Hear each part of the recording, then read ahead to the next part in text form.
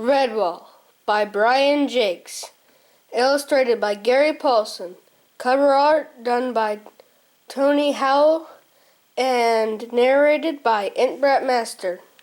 Who says that I am dead knows not at all. I am that is. 2 mice within Redwall. The warrior sleeps twixt hall and cavern hole. I am that is. Take on my mighty roll. Look for the sword in the moonlight streaming forth.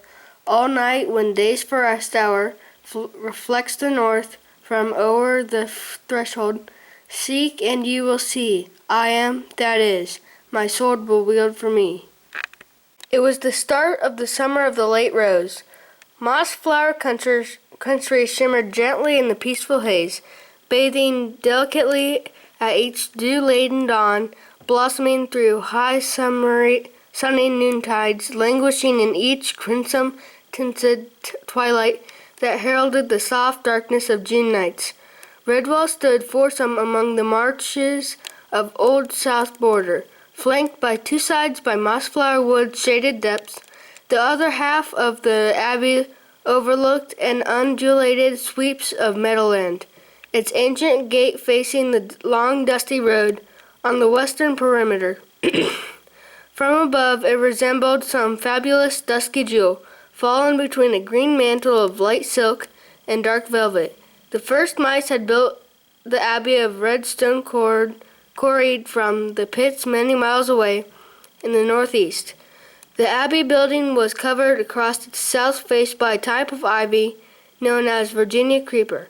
The onset of autumn would turn the leaves into a cape of fiery hue, thus adding further glory to the name and legend of Redwall Abbey. Book 1. The Wall. Matthias cut a comical little figure as he wobbled his way among the cloisters, with his large sandals flip-flopping and his tail peeping from beneath the baggy folds of an oversized novice's habit.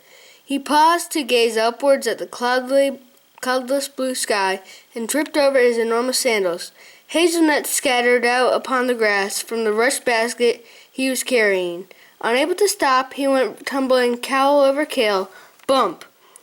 The young mouse squeaked in dismay. He rubbed tenderly at the damp stub nose while slowly taking stock of where he had landed, directly at the feet of Abbot Mortimer.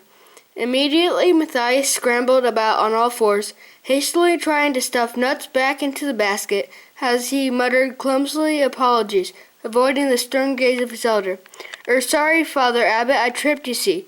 Trod on my Abbot, Father Abbot. Oh dear, I mean. The Father Abbot blinked solemnly over the top of his glasses. Matthias again. What a young buffoon of a mouse. Only the other day he had singed old brother Methuselah's whiskers while lighting candles. The elder's stern expression softened. He watched the little novice rolling about in the grass, grappling with large armfuls of smooth hazelnuts, which constantly seemed to escape his grasp. Shaking his old gray head, yet trying to hide a smile, Abbot Mortimer bent and helped gather up the fallen nuts. "Oh, Matthias, Matthias, my son," he said wearily,